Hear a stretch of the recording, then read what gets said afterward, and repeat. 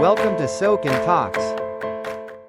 Minasan, selamat bergabung kembali dalam Shodo, Jalan Bisnis, sebuah ruang di mana kita bisa berbagi inspirasi bersama dengan para praktisi dan akademisi.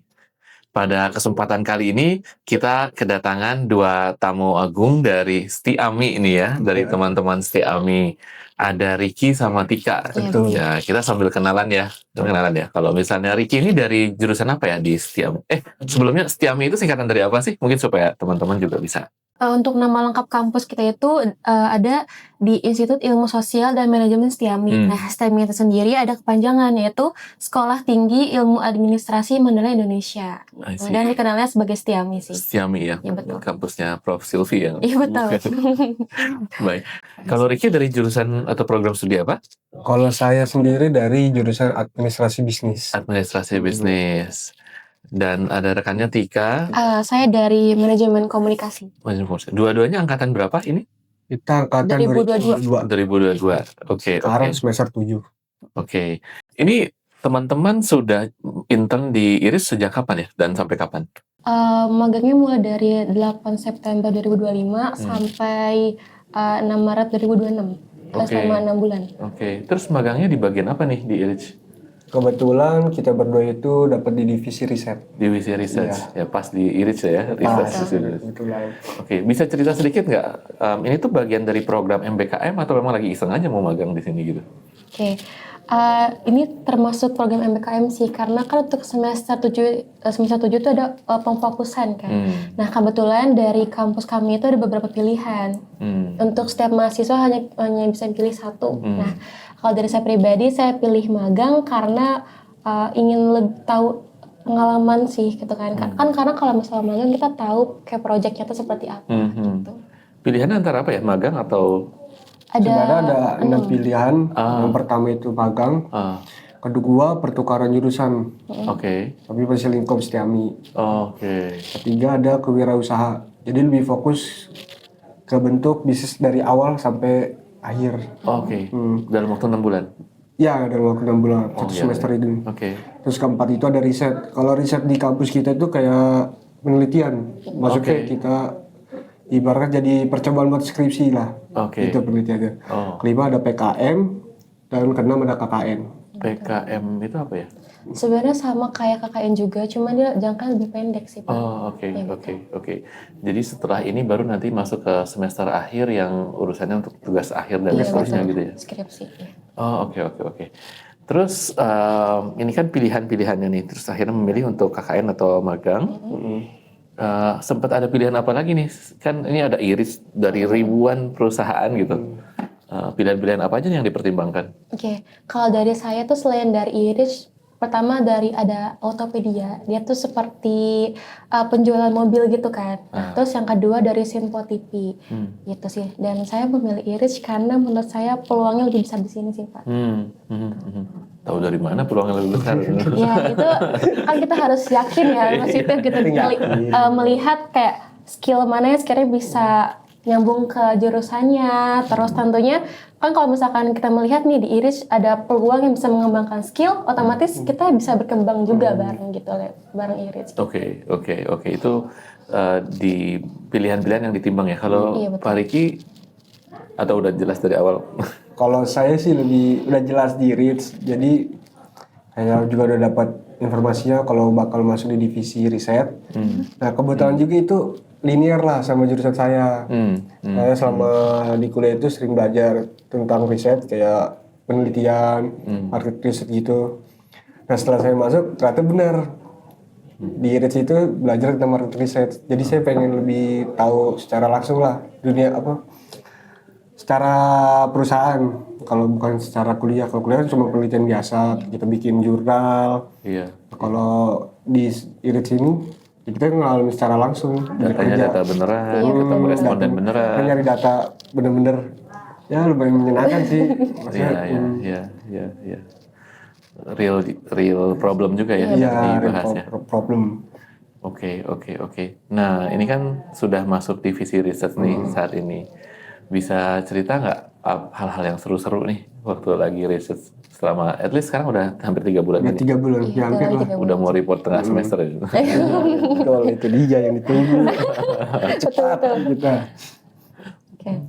Kalau dari saya pribadi sih, kalau dari lingkupnya riset ya, teman-temannya itu saling merangkul sih ya Pak. Tentunya kayak jadinya santai, terus saling ekspresif juga gitu. Kan kita dari awal tuh masih kayak mungkin canggung gitu kan, kayak bingung mau bahas apa. Cuman dari tim riset itu kayak mereka bener-bener kayak ngajak gitu kan, meskipun kita nggak paham betul ya apa yang dibahas, tapi kayak mereka berusaha supaya kayak ayo ikut aja kita nimbrung gitu-gitu. Jadi kayak secara nggak langsung kan jadi ada hubungannya membaik juga, ada komunikasi efektif juga gitu. Jadi ada timbal balik lah gitu.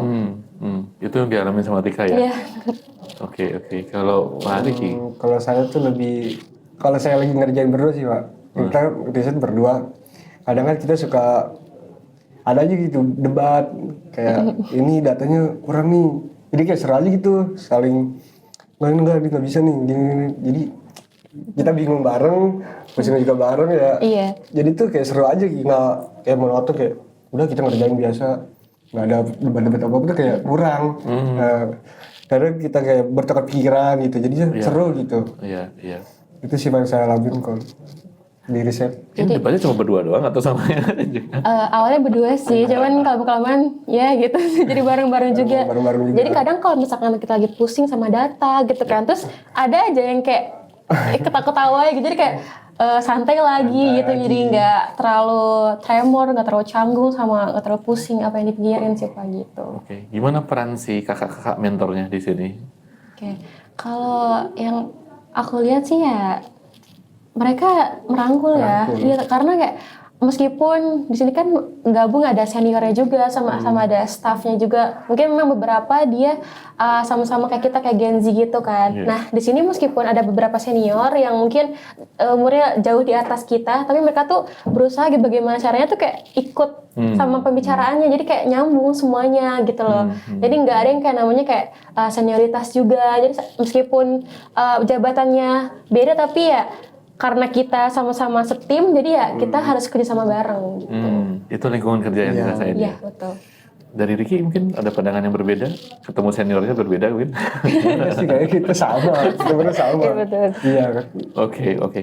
Waktu awal kesini kan ngebayangkan kerja di perusahaan riset yang afiliasinya Indonesia dan Jepang gitu ya. Ada yang sama atau yang berbeda nggak dari bayangan awal gitu? Oke.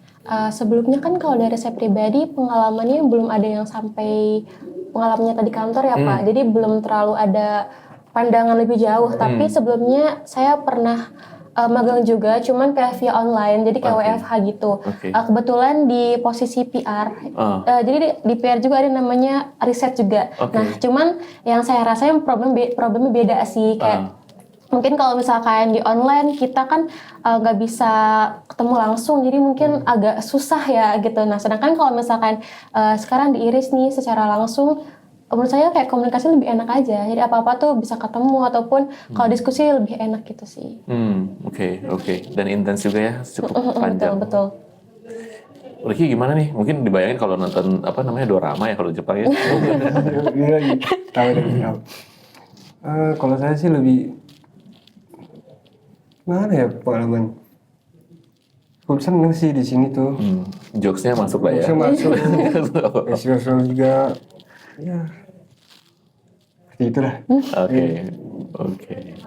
Atau gini, apakah ada yang challenging nih, yang menantang waktu di sini ya? Ya ini kayaknya susah juga nih ternyata ya. Dunia riset tidak seindah di teori gitu misalnya. Kalau yang first banget nih ya Pak, itu kan pas kita hari kedua berarti ya, kan pertama kan pengenalan sama staff kan, hari kedua kita langsung dikasih, kan untuk intern itu kebetulan projectnya pakai SME fokusnya. Waktu kita pertama kali dikasih nih, terus kayak wah bahasa Jepang semua nih gitu kan, kayak iya. Tapi untungnya tuh ada yang dari bahasa Inggrisnya juga. Sebenarnya bisa sih yang Jepang juga di translate ya, cuman kan mungkin ada beberapa perbedaan arti juga. Nah di situ kayak awalnya kayak aduh Jepang semua gitu, tapi kayak untungnya ada bahasa Inggrisnya, jadi ada kalau untuk translate ya mempermudah juga. Terus kayak untuk step dokumen itu banyak, jadi kayak wah banyak banget apa yang perlu dibaca gitu kan, harus dianalisis dulu gitu. Jadi di sini juga belajar untuk gimana caranya lebih teliti sih dari dokumen apa yang dokumen yang dibacanya, terus lebih analitis juga gitu sih. Lebih mending daripada baca textbook atau baca-baca dokumen kerja gitu? Ya Lebih ya baca book sih. Beda ya, beda ya. beda ininya sih.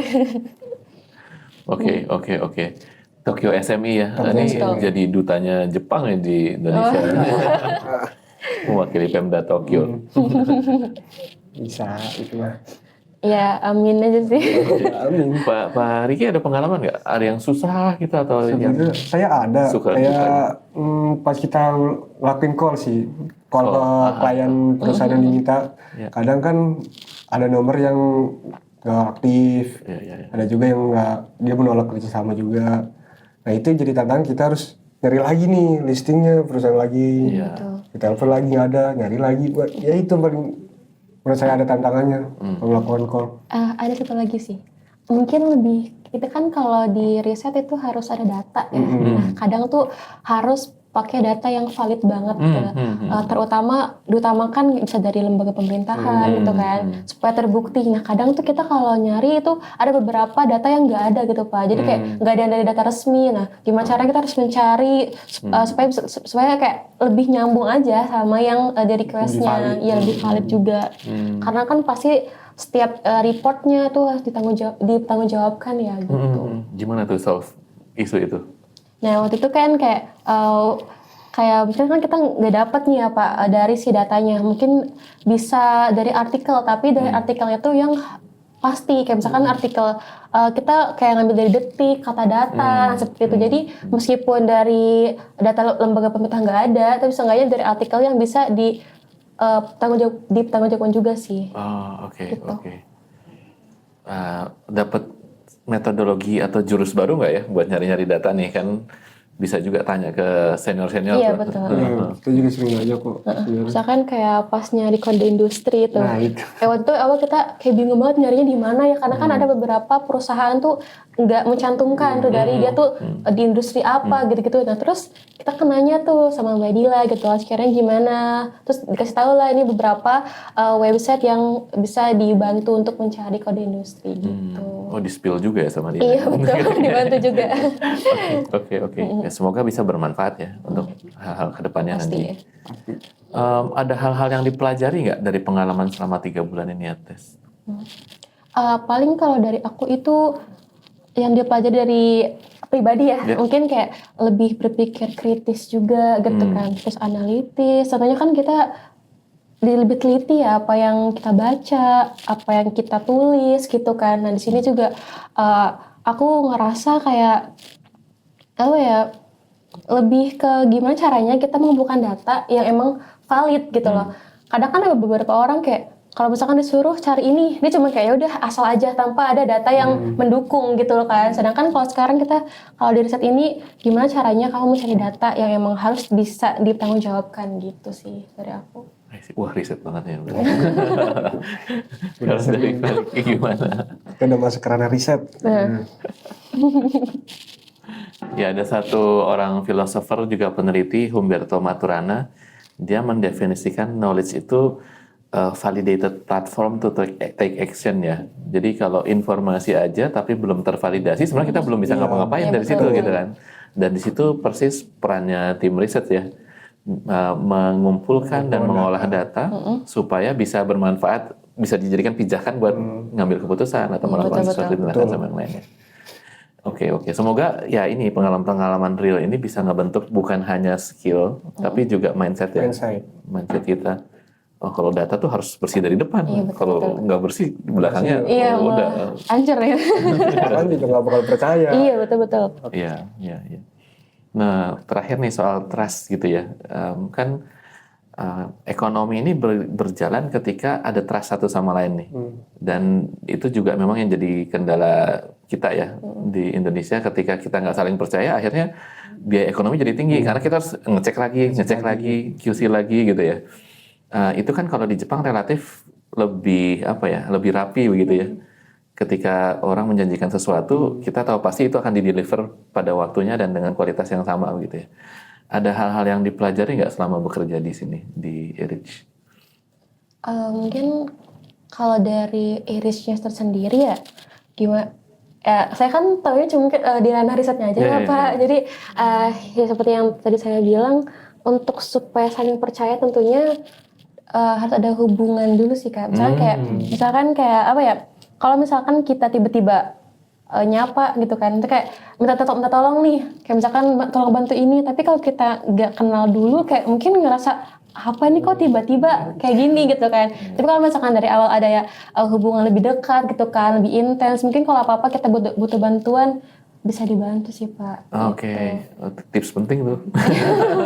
Mungkin ibaratnya kayak iya kayak orang dalam ya itu. Iya. Kira iya. Power of Ordal. Betul. Pak Riki ada tips nggak nih buat mungkin adik-adik yang juga sedang mencari atau mempertimbangkan magang, apa nih supaya dia survive nih di magang? Sebenarnya tipsnya itu lebih banyak pengalaman aja sih. Di kampus misalnya kalau ada kegiatan di kampus ikut organisasi. Lebih ke memperdalam skillnya aja. Jadi itu kan skill itu bakal bisa kepake di perusahaan nantinya. Ya dari cara dia komunikasi, hard skillnya dia, dan lain-lain lah. Gitu aja Pak. Oke. Baik Pak Riki, Bu Tika, terima kasih banyak sudah juga berbagi waktu, energi, berbagi warna juga ke Iris gitu ya, ketemu sama tim di sini. Semoga bisa bermanfaat nih buat pertumbuhan karir selanjutnya.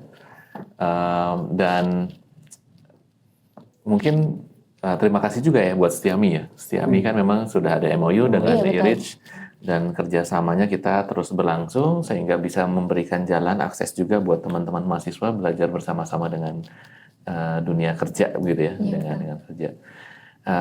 Kalau begitu kita ada kata-kata penutup nggak ya teman-teman? Mungkin halo-halo atau siapa? Kata penutupnya ya mungkin kayak pesan aja kali ya Pak. Silakan. Oke. Kadang kita tuh harus bisa berani melangkah untuk tahu kiranya hal baik apa yang menunggu di depan sih Pak gitu. Jadi kita harus bisa berani melangkah aja gitu. Kadang kan ngelihat kayak orang paling cuma kayak iri ya, kayak kok dia kayak gitu, aku kapan? Nah padahal kalau misalkan dia kayak gitu tuh dia nggak bakal pernah maju kalau dia belum berani melangkah gitu sih. Oke, Tika suka deep talk kayaknya ya. Ya, sering. Kalau dari saya sih pesannya ya emang itu tuh setiap jalan tuh selalu nggak seperti rencana yang kita inginkan lah biasanya. Tapi kan mau gimana pun jalan itu harus kita terjal. Jadi kita berani aja dulu buat lewatin hal itu. Oke. Pokoknya tetap berpikir positif. Berpikir positif. Ya, jadi jalanin aja dulu. Oke. Nah ini generasi muda kita berani aja dulu, jalanin dulu ya, bukan kabur aja dulu. Kita tidak menghindari masalah, kita harus berani hadapin. Baik, senang bisa ketemu dengan generasi yang berani.